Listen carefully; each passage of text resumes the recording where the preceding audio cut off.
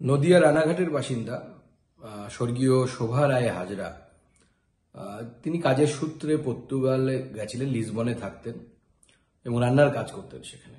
এটা তো পশ্চিমবঙ্গের খুব কমন চিত্র।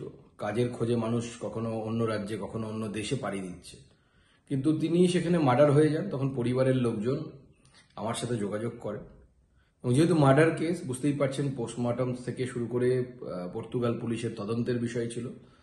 তারপরে তার ডেড বডি আনার ব্যবস্থা আমি করি এবং প্রায় 21 দিন পর তার ডেড বডি পর্তুগাল থেকে ভারতে ফিরে এসেছে।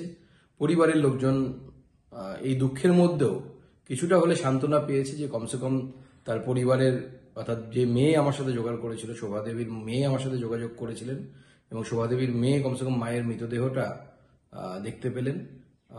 এই কাজ করে আমারও অত্যন্ত, কমসে কম ওনাদের পাশে থাকতে পেরে ভালো লেগেছে।